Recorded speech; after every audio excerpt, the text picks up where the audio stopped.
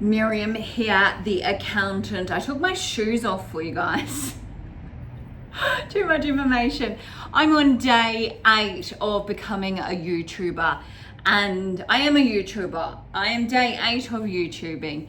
One of my well-meaned family and friends were like, you don't have the right strategy for YouTube.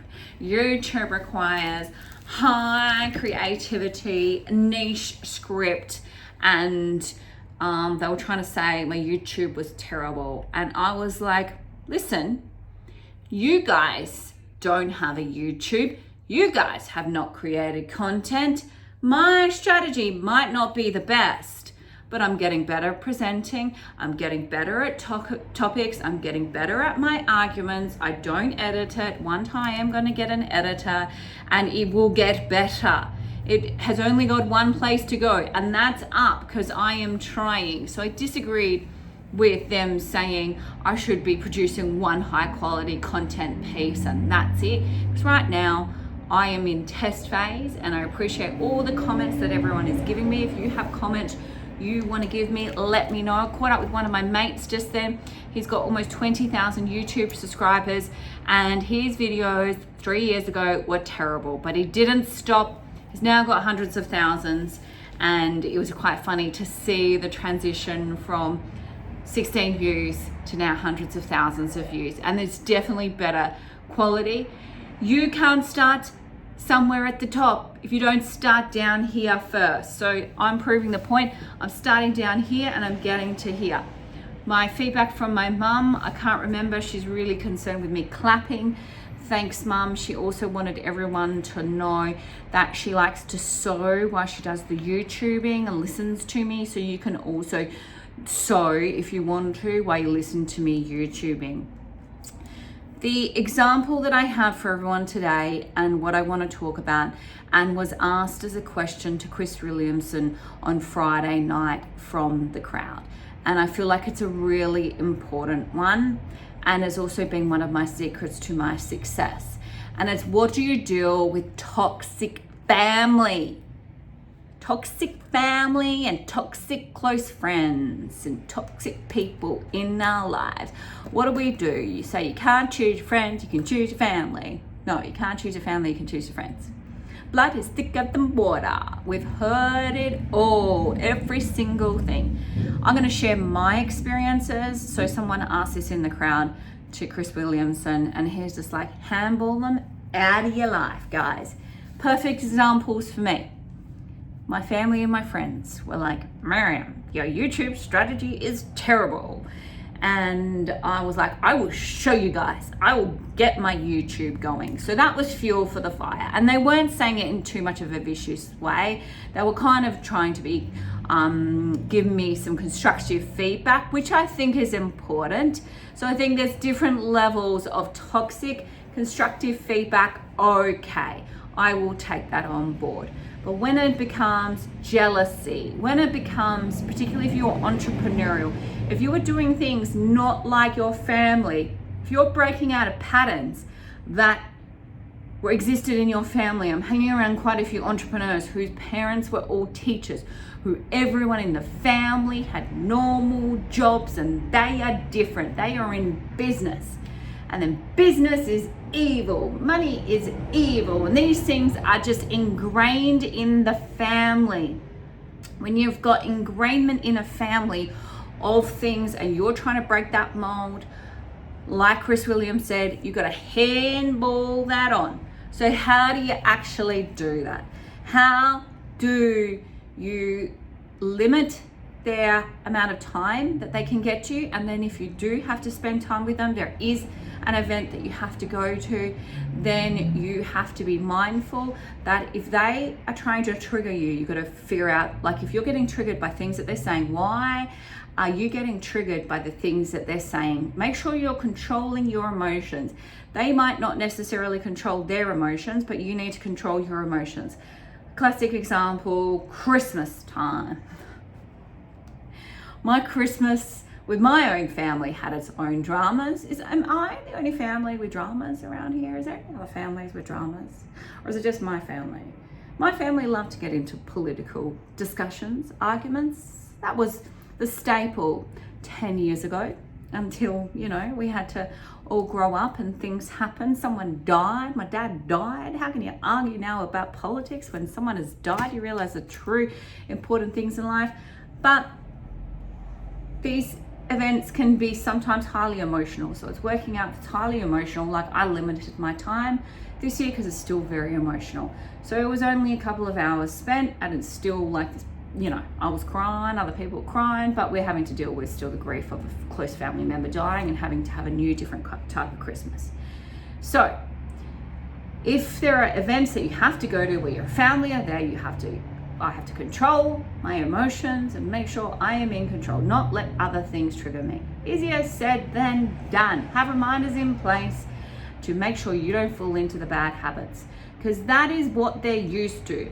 Some people are used to dramas. They love dramas. They love chaos. They love fighting. They love things getting out of control.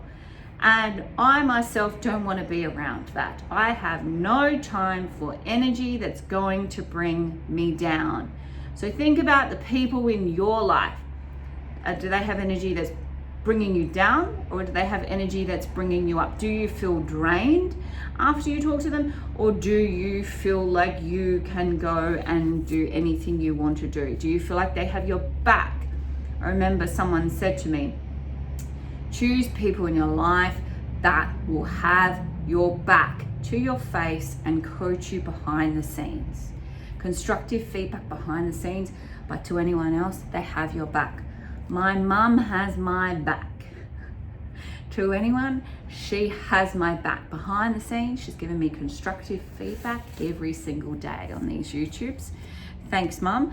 But to anyone, she is my biggest champion. And I think that's why I have been able to be so successful, is I do have a really strong family unit of people that cheer me on. So what do you do if you don't have that strong family unit of people cheering you on? You have to find your own tribe of people that will cheer you on. How do you find your own tribe? You go to things where you like to hang out, where you know your tribe will like to hang out. I've gone to entrepreneurial events for 10 plus years. I have met people like me at these entrepreneurial events. That is one way to find your tribe. If you've grown up in a certain family where they valued things that you now don't value because it's not aligned with your goals, you have to find people that have similar values to yourself, which align with your goals, and get out of that rat race that some families can get trapped into because that is all they know.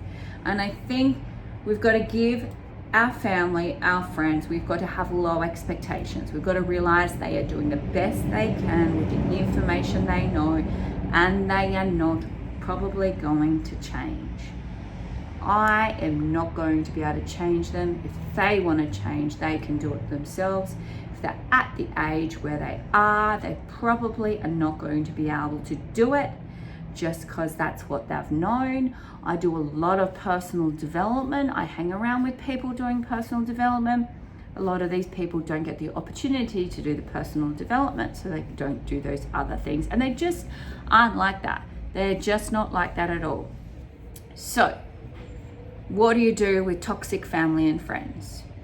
You minimize the contact if you need to, and then you realize, is it toxic? Is it jealousy?